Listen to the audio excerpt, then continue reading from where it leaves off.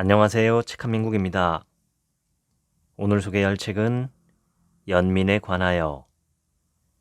이 책의 부제는 세상에서 가장 친절한 판사 프랭크 카프리오 이야기입니다. 지은이는 프랭크 카프리오, 미국 로드 아일랜드주 프로비던스시 지방법원 판사. 인간미 넘치는 판결로 세상에서 가장 친절한 판사라 불리며 공감과 정의의 상징이 된 인물이다.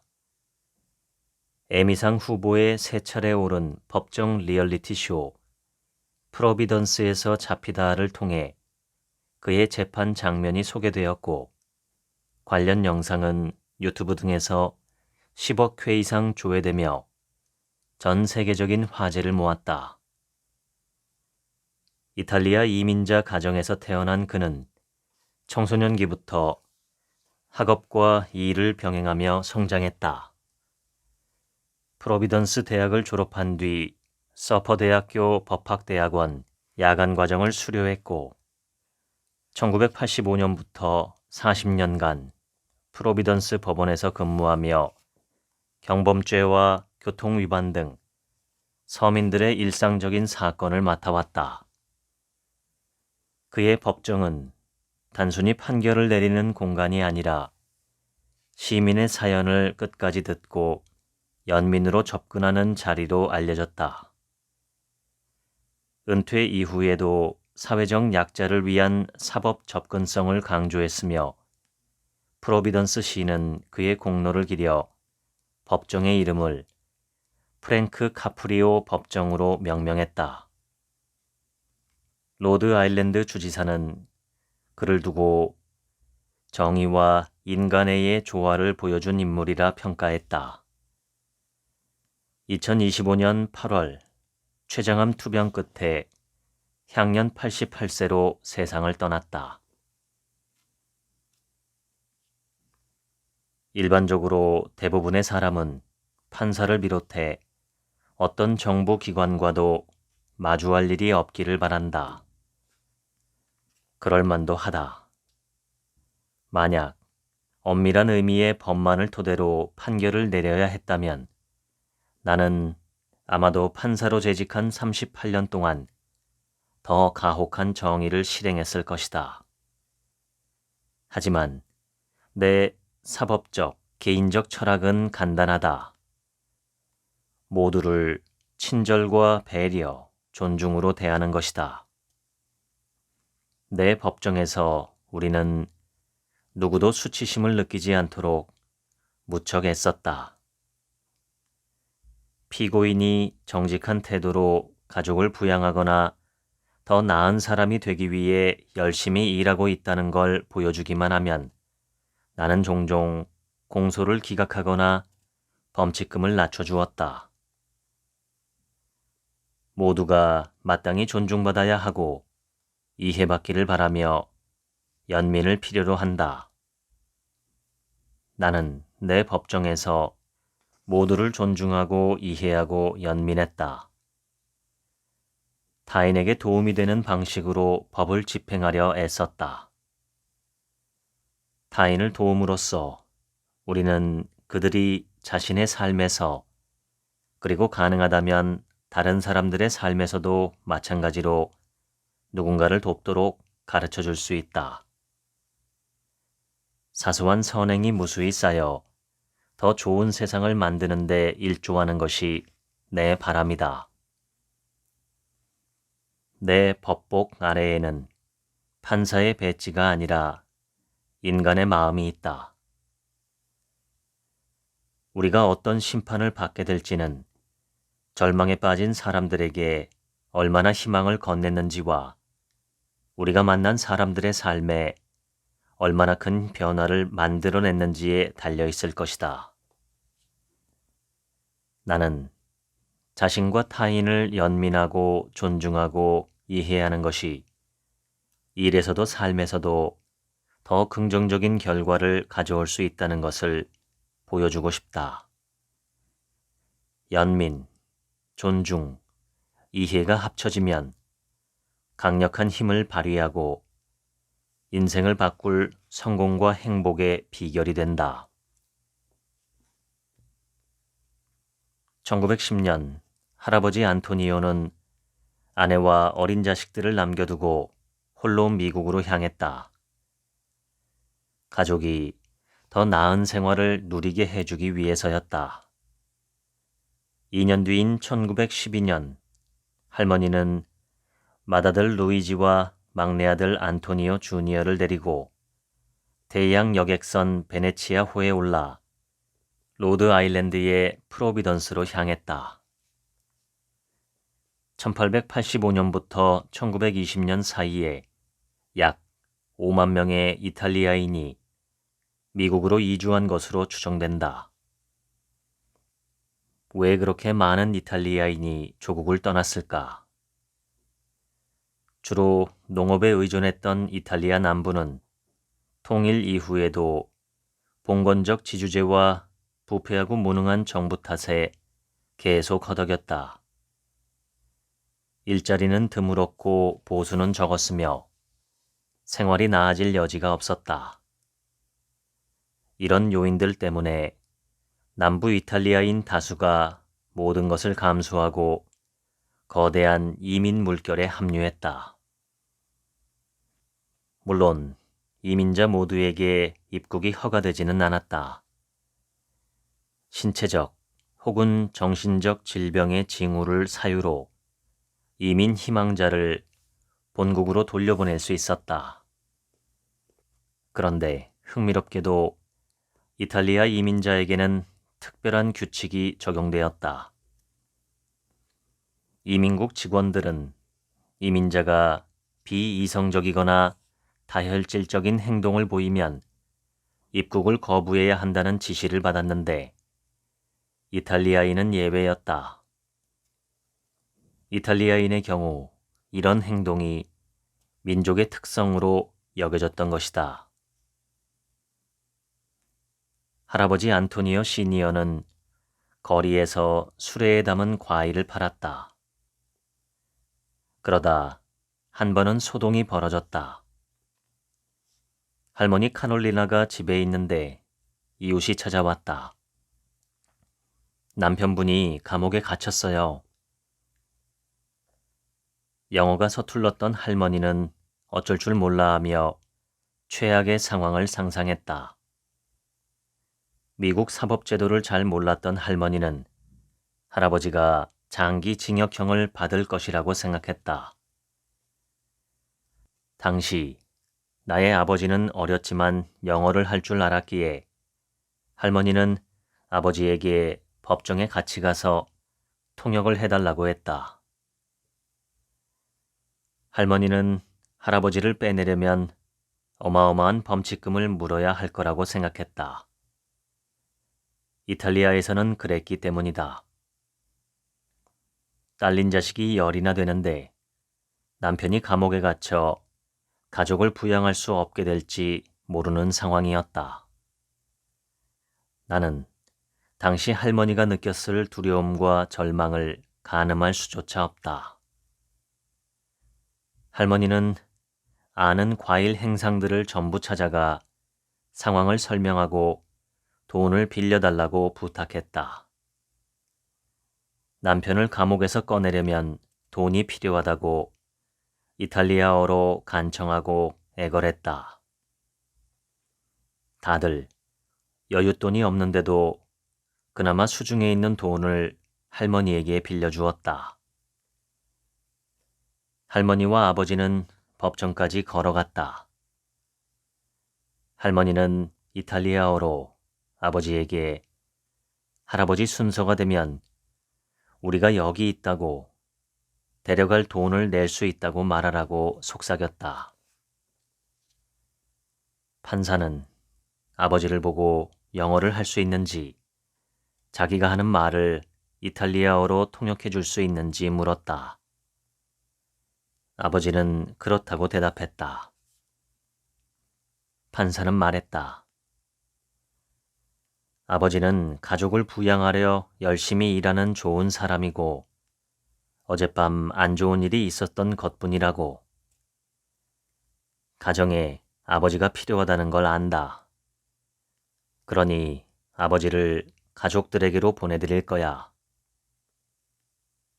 판사는 놀라울 정도의 연민과 존중으로 할아버지와 할머니를 대했다. 그 키 큰 백발의 아일랜드인 판사는 우리 가정에서는 성자나 마찬가지였다. 그로부터 약 70년 후인 1985년, 나는 바로 할아버지가 섰던 그 법정, 프로비던스 지방법원의 판사로 취임했고, 이후 40여 년 동안 새로 유입된 이민자들에게 정의를 베풀게 되었다. 그 옛날 조부모님과 아버지가 법정에서 겪은 일이 내가 판사가 된 이유와 내 법정에서 정의를 실행하는 방식에 영향을 미쳤다. 판사석에 앉아 피고인을, 특히 두려움과 불안이 가득한 눈으로 내 앞에 선 이민자를 보면 할아버지와 할머니가 보였다. 나는 피고인 한 사람 한 사람을 그 판사가 우리 할아버지와 할머니에게 보여주었던 연민과 존중, 그리고 이해로 대하고 싶었다. 아버지는 유제품 회사 후드에서 우유 배달업자로 일했다. 쉬운 일은 아니었다.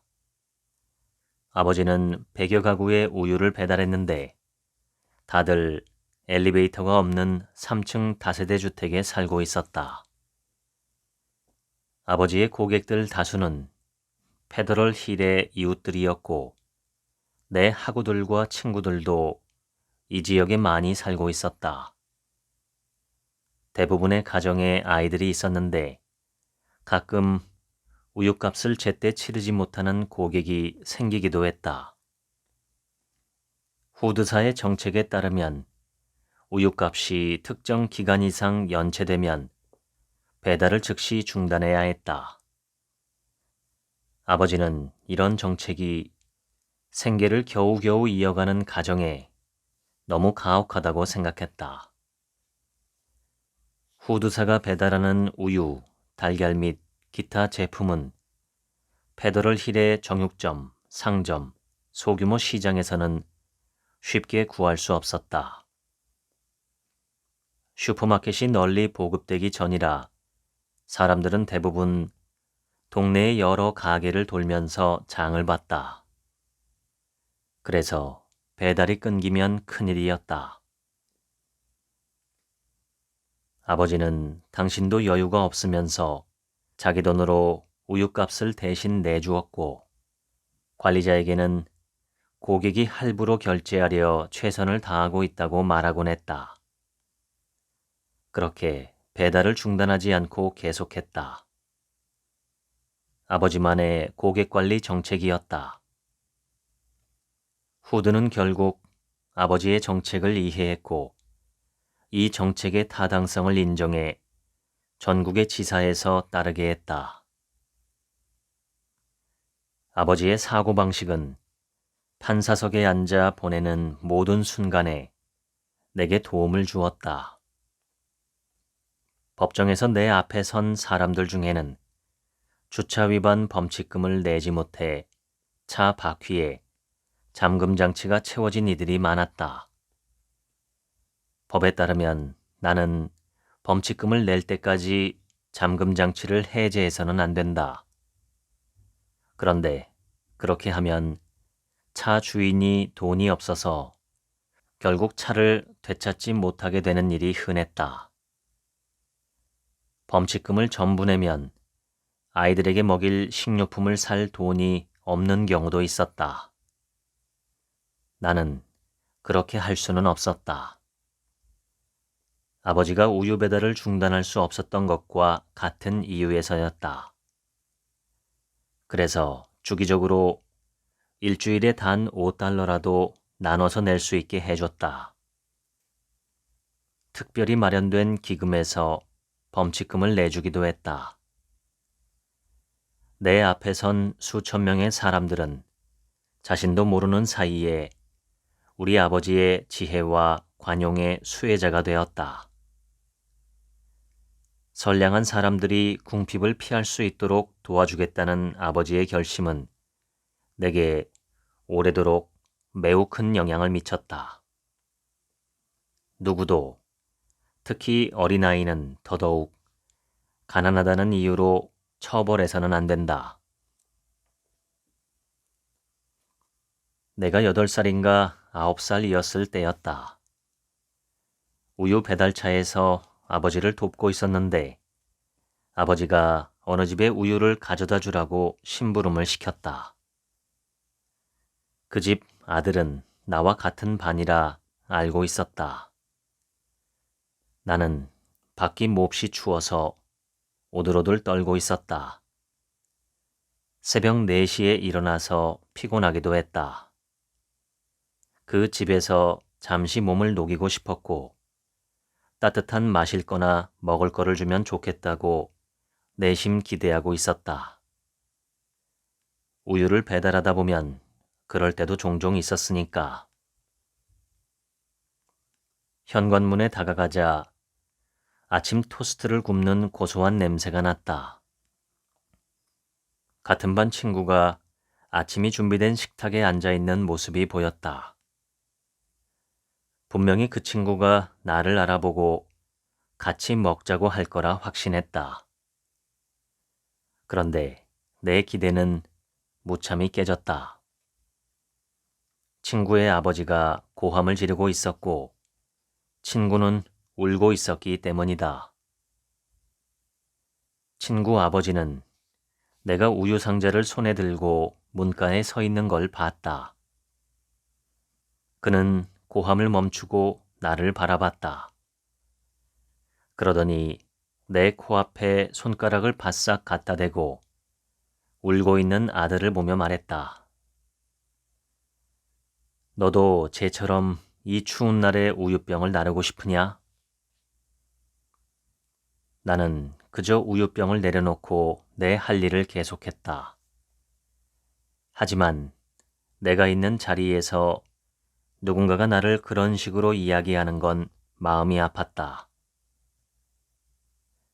나중에 곰곰이 생각해보니 그 친구에 비하면 나는 얼마나 운이 좋은지 깨닫게 됐다.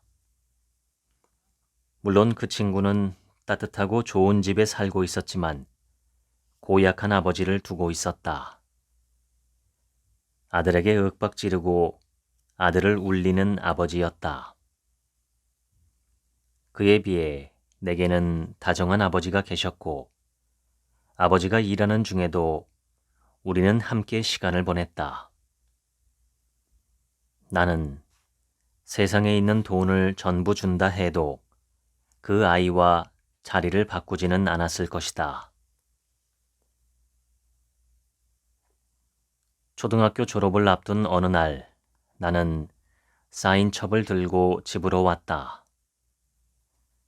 졸업 앨범은 없었지만 대신 우리 모두 사인첩을 가져와 선생님과 친구들의 서명을 받았다.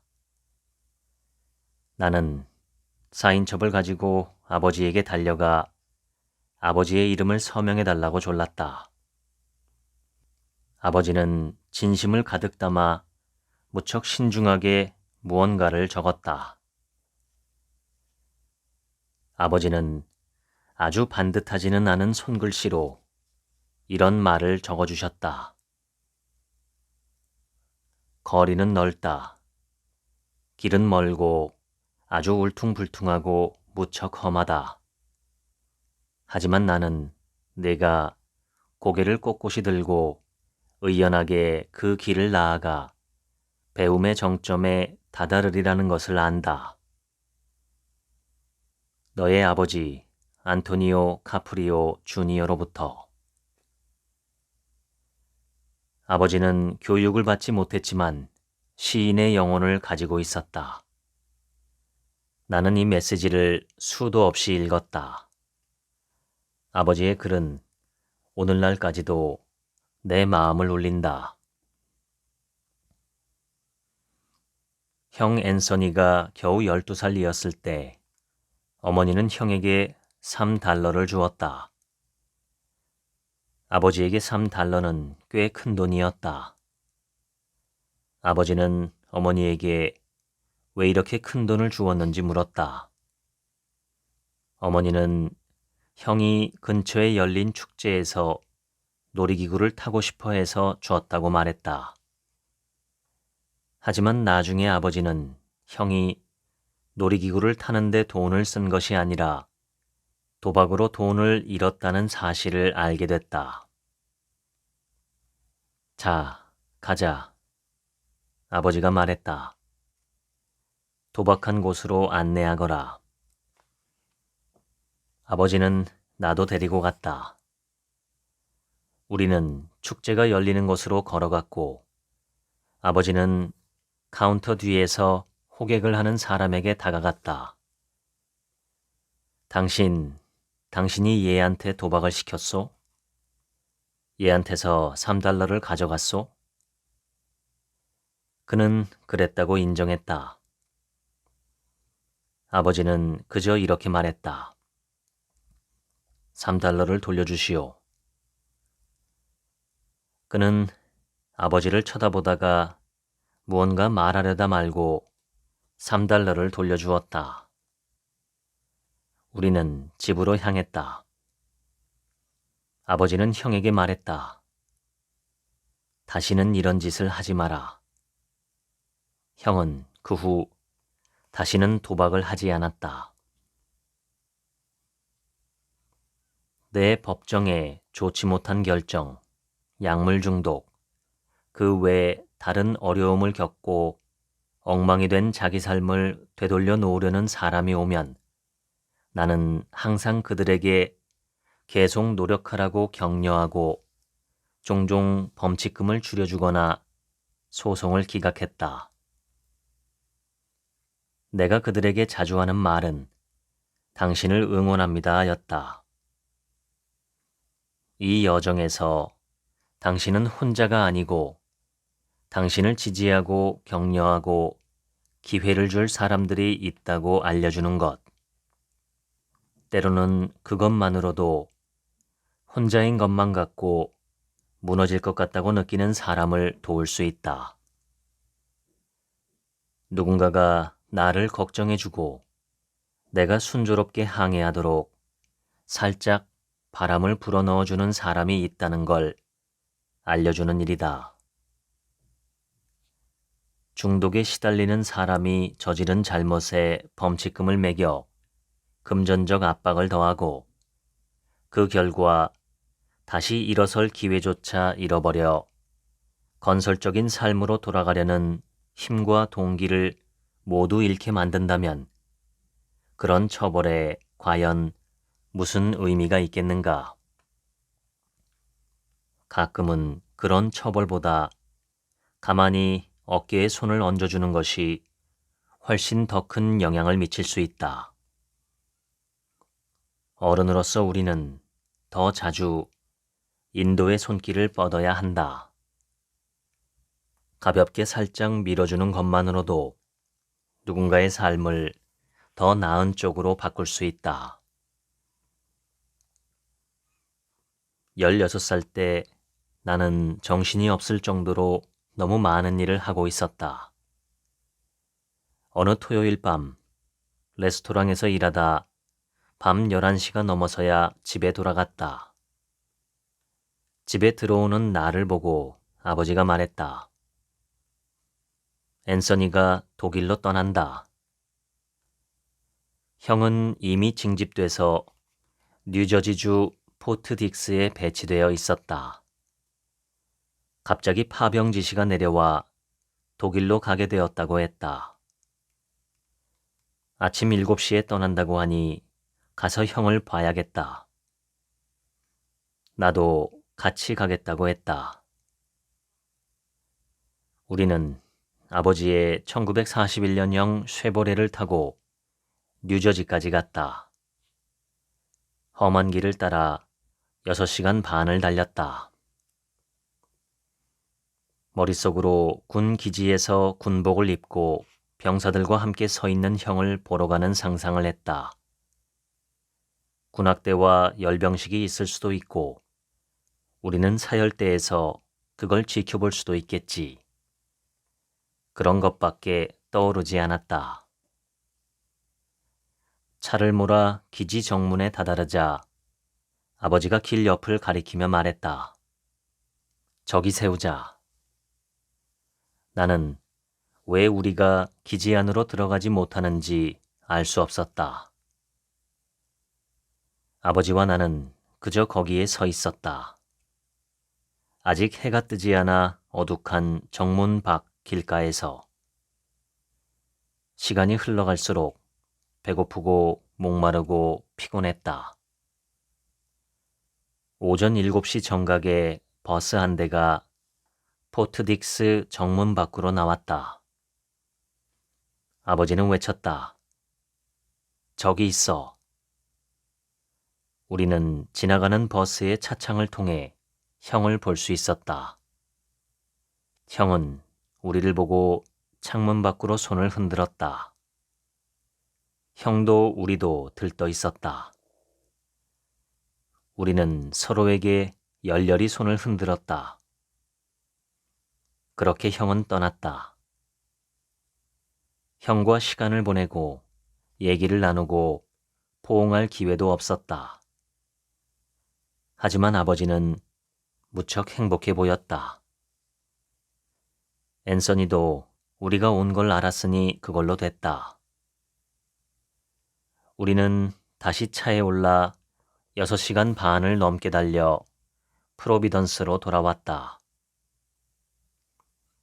형은 평생 몇 번이고 이 얘기를 했다. 나는 우리가 거기 있었다는 사실이 형에게 얼마나 중요한 의미였는지 알게 됐다. 언젠가 누가 인생에서 중요한 것은 자리를 지키는 것이라고 말했다. 나는 이 말을 이렇게 바꾸고 싶다. 좋은 인생이란 사람들 곁에 있어주는 것이다. 나는 45명의 사촌 중 2번째로 고등학교를 졸업했고 처음으로 대학에 다녔다. 전국 각지에서 온 각계각층의 친구들과 교류하는 것은 대단히 흥미로운 경험이었다. 이런 경험을 하면서 부모님이 항상 가르쳐 주셨던 것이 더 확실하게 다가왔다. 바로 성실, 인내, 정직은 무엇이든 극복할 수 있다는 것이다. 교사로서, 변호사로서, 판사로서, 그리고 사람으로서 나는 내게는 중요하지 않을 수 있는 일이 내 앞의 사람에게는 인생을 좌우할 정도로 이루 말할 수 없이 중요할 수도 있다는 것을 항상 마음에 새겼다. 학생이든 의뢰인이든 주차 위반 딱지를 받은 사람이든 상대에게 건네는 사소하지만 친절한 행동 하나가, 사려 깊은 행동 하나가 한 사람의 인생을 정말로 바꿀 수도 있다. 그리고 때로는 되는 일이 하나도 없는 것 같을 때도, 사람의 힘으로는 어찌 할 수 없을 때도 끈기 있게 버티면 헤쳐나갈 수 있다. 곤경에 처하더라도 포기해서는 안 된다. 나는 프로비던스의 호프 고등학교에서 역사와 공민학을 가르치게 되었다. 2년 뒤부터는 서퍽 로스쿨에 다니기 시작했고 4년 동안 계속 교사로 일하며 밤에 로스쿨을 다니는 생활을 했다. 내 역사 수업에는 로버트라는 학생이 있었다. 로버트는 항상 웃는 얼굴로 맨 앞자리에 앉았다. 그 전 해에 역사 과목에서 평균 55점밖에 받지 못해 낙제한 학생이었다. 이유를 알 수 없었다. 로버트는 영리했기 때문이다. 이제 졸업반이라 또 한 번 낙제하면 졸업할 수 없었다. 그래서 나는 어느 날 로버트를 불러 파나마 운하에 대해 2000자 분량의 논문을 써오라고 말했다. 그저 자필로 2000자를 채우기만 하면 통과시켜 주겠다고 했다. 일주일이 지났는데도 로버트는 아무것도 가져오지 않았다. 쓸 시간이 없었어요. 그는 대답했다. 내키지는 않았지만 낙제시킬 수밖에 없다고 말해주었다. 이틀 후 빌트모어 호텔에서 열리는 행사에 참석할 일이 있었다. 무도회장에 앉아 있는데 뒤에 있는 부엌에서 낯익은 얼굴이 보였다. 나는 웨이터를 불렀다. 저 아이 로버트입니까? 여기서 일해요? 네, 매일 밤 일합니다. 식구가 많아서 살림을 도와야 하거든요. 다음 날 아침 나는 로버트를 불러 물었다. 일하고 있다고 왜 말하지 않았니? 로버트가 답했다. 우는 소리 하기 싫어서요. 나는 로버트에게 깊은 연민을 느꼈다. 때로는 하찮게 보이기 싫어서 선생님이나 상사에게 자기 상황을 이야기하기가 꺼려질 수 있다. 하지만 내 경험에 따르면 누구에게 이야기하든 숨기는 것 없이 정직하게 말하면 함께 문제를 해결할 방법을 찾을 수 있다. 로버트와 나는 이야기를 나누면서 내 수업을 통과해 졸업할 방법을 찾았다. 어떤 학생이 얼마나 힘든 상황에 있는지 이해하는 것은 교사에게 중요한 일이다. 나는 전 세계의 모든 선생님들에게 어떤 학생이든 좋은 선생님만 만나면 성공할 수 있다는 사실을 기억해달라고 당부하고 싶다. 아이들에게는 옹호자가 필요하다. 부디 아이들의 옹호자가 되어주길 바란다. 내가 가르쳐줄 교훈이 하나 있다면, 혹은 내가 다른 사람에게 전하고 싶은 한 가지 자질이 있다면 가장 중요한 것은 연민일 것이다. 연민은 타고나는 것이 아니라 배우는 것이다. 연민을 배우기에 늦은 때는 없고 연민을 실천하기에 늦은 때도 없다. 그저 상대방의 입장에 서서 자신에게 이렇게 묻기만 하면 된다. 이 사람에게 도움이 되는 것은 무엇일까? 내 부모, 조부모, 형제, 자매, 친척이 이 상황에 있다면 나는 어떻게 행동할까? 공감은 다른 사람의 고통을 느끼는 것이다. 연민은 그 고통을 덜어주려 무언가 하고 싶은 마음이 들거나 그 상황이 변화하는 것을 보고 싶다는 마음이 드는 것이다. 연민을 가진 덕분에 나는 교사로서, 변호사로서, 판사로서 성공할 수 있었다. 판사로 일하는 첫날, 아버지가 법정에 오셨다. 처음으로 맡은 사건은 주차 위반 범칙금이 수백 달러에 달하는 한 여성의 사건이었다. 저는 진짜 못 내요. 돈이 없으니까요. 저한테는 애들도 있어요.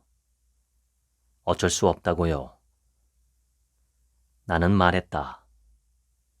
자, 그러면 나눠서 내도록 합시다. 하지만 그녀는 고집을 부리며 무례하게 굴었다. 아, 저는 못 낸다고요. 나는 말했다. 범칙금을 내지 않으면 바퀴에 잠금 장치가 채워질 겁니다. 그러나 그녀는 계속해서 범칙금을 못 낸다고 말했다. 됐습니다. 나는 말했다.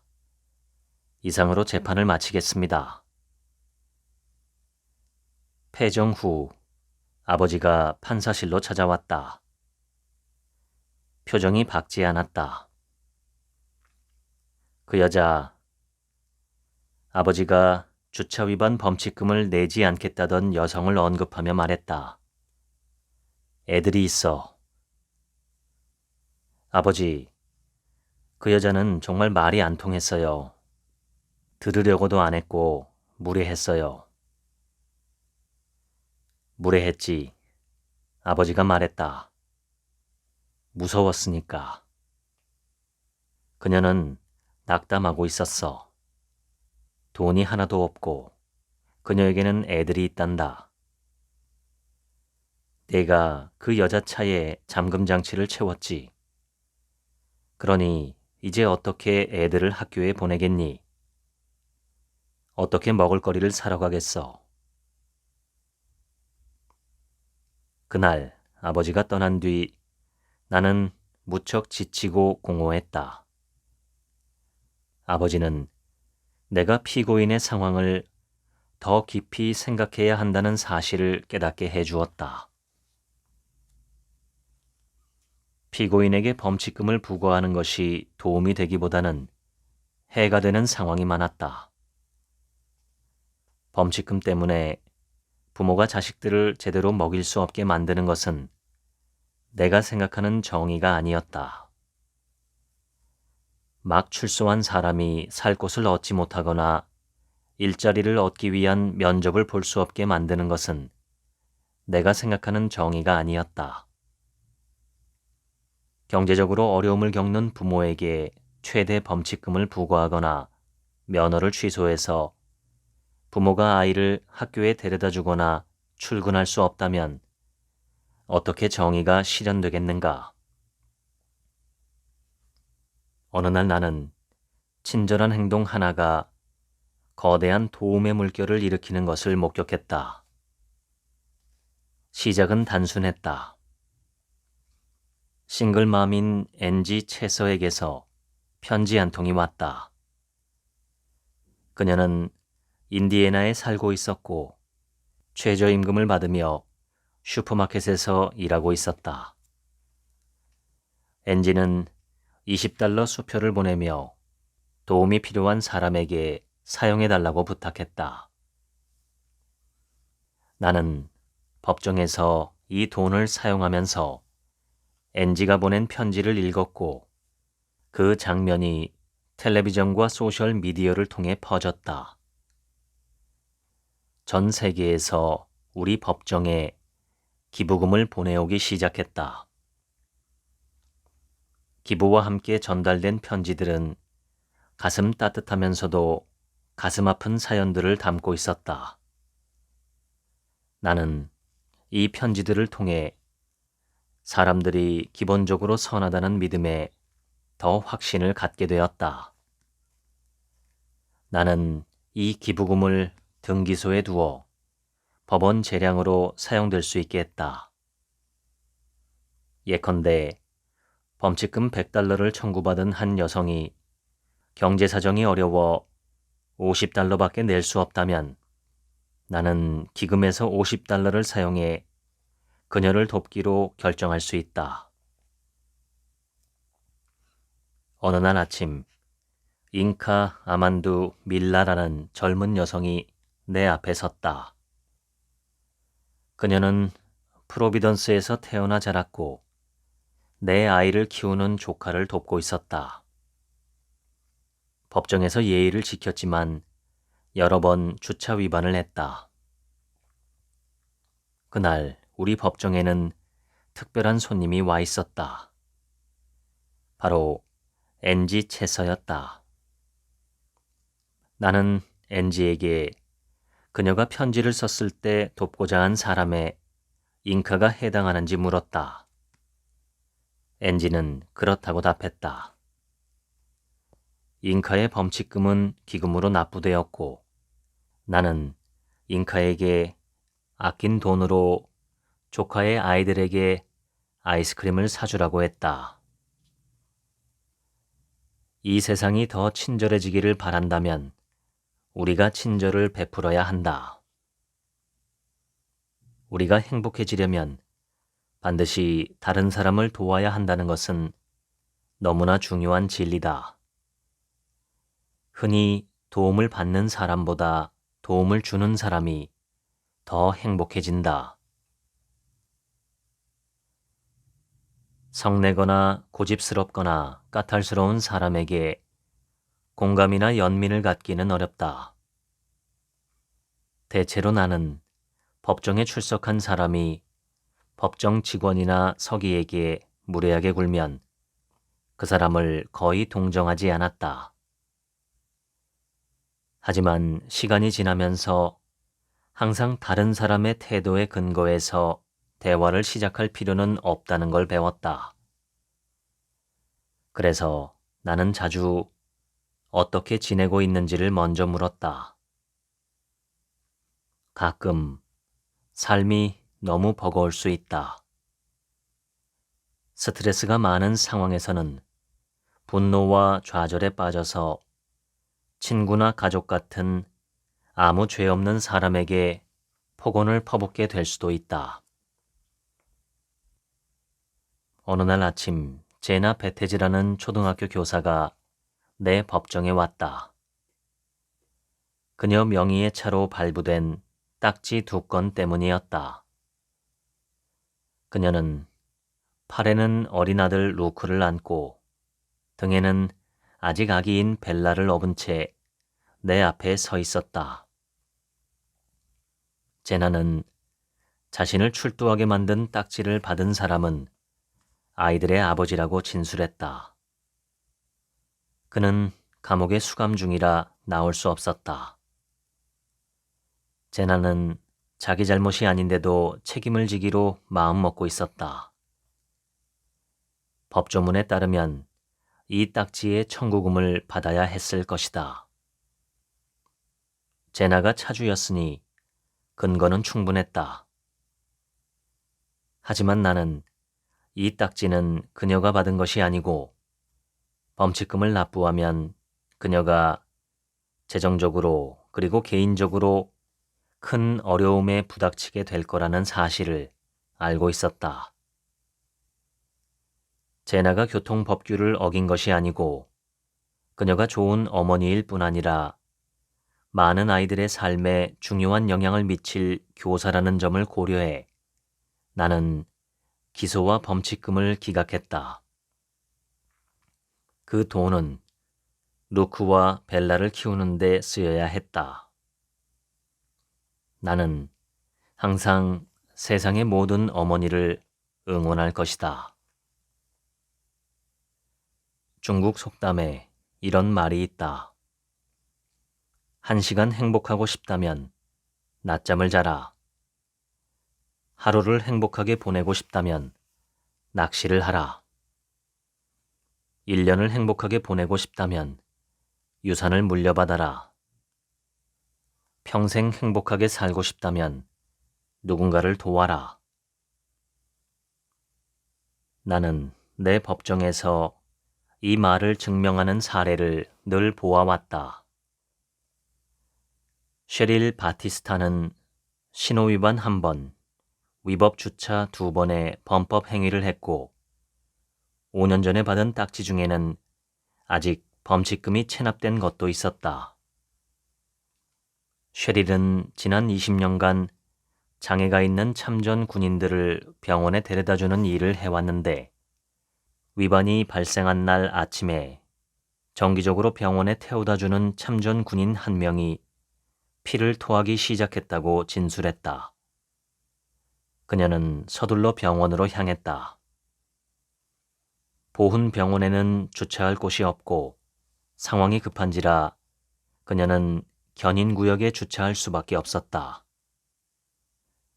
거기 주차한 건 잘못이었다. 딱지를 받아 마땅했다. 나는 딱지를 집행해 쉐릴이 범칙금을 내게 할 수도 있었다. 하지만 그녀는 응급 상황에서 참전 군인의 목숨을 구하려 했다. 그것 때문에 그녀가 처벌받아야 할까? 딱지 기각. 누구나 다른 사람에게 크고 작은 도움을 줄 수 있다. 내가 몽상가일지도 모르지만 나는 낯선 사람에게 친절을 베푸는 사소한 행동이 한 사람에게서 다른 사람에게로, 한 지역 사회에서 다른 지역 사회로 퍼져나가는 파급 효과를 일으킬 것이라고 굳게 믿는다. 자신이 대접받고 싶은 대로 남을 대접하라 라는 원칙은 황금률이다. 나는 평생의 경험에 비추어 내가 어떻게 처신하느냐에 따라 상대가 아무리 비이성적인 사람이라도 더 나은 행동을 하게 만들 수 있다고 믿는다. 존중에서부터 모든 좋은 일들이 시작된다. 흔히 변호사가 의뢰인을 위해 더 강하게 나갈수록 의뢰인에게 더 유리하다고들 한다. 하지만 내 경험에 따르면 사실과는 거리가 먼 얘기다. 상대가 부당하게 나와 내 의뢰인을 존중하지 않더라도 상대방을 존중해야 한다. 내가 편견 없이 예의를 지켜 대하려 한다는 걸 알게 되면 상대는 결국 화를 가라앉힐 것이다. 그리고 내가 공격적으로 대할 때보다 내 얘기를 더 잘 들어줄 것이다. 주 검찰총장 선거에서 패했을 때 나는 출마하기 위해 의원직을 사퇴한 후여서 일자리가 없었고 가진 돈도 없었다. 나는 다시 변호사로 복귀했고 어떤 사건이든 기꺼이 맡으려 했다. 어느 날 조 앤이라는 여성이 사무실을 찾아와 이혼소송 변호를 의뢰했다. 나는 이혼 전문 변호사는 아니었지만 의뢰를 수락했다. 곧 그녀의 남편 리처드 오스터가 프로비던스에서 유명하고 잘나가는 사업가라는 사실을 알게 되었다. 직접 알아본 결과 리처드는 좋은 사람인데다 좋은 사장이자 자선가로도 평판이 좋다는 걸 알게 됐다. 하지만 그가 내 의뢰인에게 매우 분노하고 있는 것도 알고 있었다. 나는 조 앤에게 전략이 있으니 따라달라고 말했다. 남편을 만날 때 남편이 도발하려고 무슨 말을 하든 아무 말도 하지 말라고 일러주었다. 처음으로 모인 날 리처드는 아내에 대해 온갖 지독한 말을 퍼부었다. 조앤은 아무런 대응도 하지 않았다. 나는 2주의 시간을 두고 또 약속을 잡자고 했다. 리처드는 다시 한번 분노로 이성을 잃었다. 분위기는 더 험악해지고 그의 목소리도 높아졌다. 하지만 내 의뢰인은 이번에도 아무 말도 하지 않았다. 세 번째로 만났을 때 그는 차분해져 있었다. 자기 감정을 전부 쏟아낸 리처드는 마침내 합리적인 조건으로 이혼에 협의한 것이다. 나는 만족스러운 결과를 얻었고 내 의뢰인도 기뻐했다. 리처드는 합리적이고 점잖고 너그러운 사람이라는 평판에 걸맞게 행동했다. 그런데 그 후 예상치 못한 일이 일어났다. 이혼이 확정되고 얼마 지나지 않아 리처드에게서 연락이 왔다. 만나서 이야기를 나누고 싶습니다. 나는 리처드에게 최근 사건의 상대 의뢰인과는 단둘이 만나지 않는 것이 원칙이라고 말했다. 리처드는 이혼과는 관련이 없는 일이라며 나를 설득했다. 나를 보자마자 리처드는 물었다. 도대체 뭘 했길래 내가 전처에게 그렇게 관대해진 거지요? 나는 정말 머리끝까지 화가 나 있었는데. 나는 전략이 있었다고 설명했다. 그가 점잖은 사람이라는 평판을 들었고, 그래서 가슴 속에 있는 응어리와 불만을 다 털어내고 떨쳐버리면 아내를 이성적으로 대할 것이라고 생각했다고 말했다. 놀랍군요. 리처드가 말했다. 그리고 자기 회사 변호사로 나를 고용하고 싶다고 말했다. 나는 그의 제안을 수락했다. 그와 우정을 쌓으면서 세상을 보는 시각이 넓어졌다. 신기하게도 리처드와 재혼한 샌디는 내가 가르치던 학생이었고 아내 조이스의 친한 친구였다. 우리는 함께 아이들을 키우고 함께 여행하고 함께 서로의 집에서 휴일을 보냈다. 우리는 서로를 가족으로 생각했다.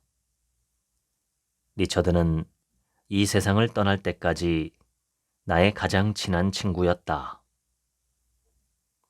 이 이야기가 주는 중요한 교훈은 누군가와 싸우기보다는 그의 말에 귀를 기울이는 것이 더 좋은 방책이라는 것이다. 상대를 존중하는 것이 무례하게 굴고 갈등을 악화시키는 것보다 더 나은 전략일 수 있다. 좋은 태도는 전염성이 있다. 좋은 태도를 갖추는 데는 아무것도 필요하지 않다. 판사로 재직한 40여 년 동안 꽤 많은 사람이 내 앞에서 거짓말을 했다. 나는 선의를 베풀려 했지만 그들이 계속 거짓말을 하면 그럴 마음이 사라졌다. 사람들은 자기가 엄청 똑똑하다고 착각한다. 적어도 자신이 속이려는 사람보다는 똑똑하다고 생각한다. 단기적으로는 원하는 결과를 얻을 수 있을지 몰라도 이런 행동은 결국 자승자박으로 이어질 뿐이다. 잠깐은 몰라도 길게 볼 때 자기보다 약해 보이는 사람을 괴롭히거나 등쳐먹는 사람이 성공하는 일은 거의 없다. 결국 자기가 저지른 잘못에 발목이 잡힌다. 시간이 걸릴 수는 있어도 결국엔 뿌린 대로 거두게 되어 있다. 그런 일이 내 법정에서 많이 일어났다. 거짓말하는 사람이 속이고 있는 사람은 자기 자신뿐이다. 지금까지 연민에 관하여 읽어드렸습니다. 지금부턴 제 얘기입니다. 연민을 품을 수 있다는 건 인간의 최소 자격 요건이 아닐까 생각합니다. 연민이 없는 사람을 두고 우리는 비인간적이라고 하죠. 혹은 비정하다고 말합니다. 연민을 품거나 다정한 것은 인간의 본질적인 특성 중 하나입니다.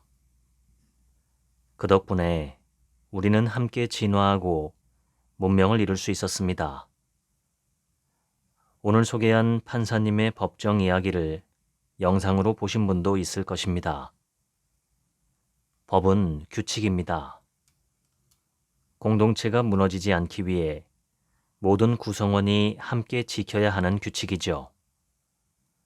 그런데 법과 규칙은 복잡한 현실의 사정을 모두 반영하기는 어렵습니다. 그렇기에 판사가 필요한 것이죠. 판사도 인간입니다. 그리고 인간은 불완전합니다. 그렇지만 불완전한 인간은 연민을 통해 하나로 연결됩니다. 우리는 불완전하지만 연결되면 강합니다. 우리나라에는 정이라는 것이 있습니다. 정은 우리나라 고유의 표현이기 때문에 외국어로는 번역이 안 됩니다. 그렇지만 그 본질은 사랑, 연민, 다정함과 일맥상통합니다. 사실 우리나라는 세계에서 둘째가라면 서러울 정도로 연민이 많은 민족입니다. 다만 그러한 특성이 최근 100년 동안에는 극도로 발달한 물질 만능주의와 이기주의에 짓눌려 있는 형국입니다. 법 집행에 있어서도 유전무죄, 무전유죄라는 부끄러운 말이 완전히 사라졌다고 보기는 어렵습니다. 그렇지만 길고 넓은 시각에서 보면 이러한 현상은 일시적인 현상이라고 생각합니다. 큰 범죄 피해를 입은 사람이 몇 년이나 길게는 몇십 년 동안 트라우마에 시달리면서 방어적이고 공격적인 심리를 갖게 되는 것과 비슷하다고 생각합니다. 과거 100년을 돌아보면 우리나라는 500년 동안 유지되었던 조선 왕조의 패망과 일본 제국주의의 식민지 침탈, 그리고 동족 상잔의 6.25 전쟁이라는 세 가지 커다란 사건을 겪으면서 민족 전체에 큰 트라우마가 발생한 상태입니다. 특히 가장 시간적으로 가깝고 가장 큰 상처를 남겨준 6.25 전쟁은 아직도 끝나지 않고 휴전 중입니다. 그리고 그것으로 인한 공포와 두려움, 악착같이 살아남으려고 하는 극도의 이기주의까지 나라 전체가 여러 세대에 걸쳐 커다란 트라우마를 겪고 있습니다. 이것이 완전히 극복되기까지는 아마도 몇 세대가 더 필요하지 않을까 생각합니다. 만약 세상에 연민이 필요한 공간이 있다면 우리나라가 가장 절실하게 필요한 곳이 아닐까 저는 생각합니다. 특히 앞으로 통일이 된다면 그동안 남북 간을 지배했던 분열과 적개심의 흔적이 사라지기까지 또다시 수세대가 걸리지 않을까 생각합니다. 그렇지만 중요한 것은 우리에게 그것을 극복할 힘이 있다는 점입니다. 우리에게는 연민보다 더 강한 정이 있기 때문입니다. 우리 모두가 정다운 사람이 되면 좋겠습니다. 인정머리 없는 사람은 되지 않기를 바랍니다. 지금까지 책 한 민국의 하루치 생각이었습니다. 들어주셔서 감사합니다.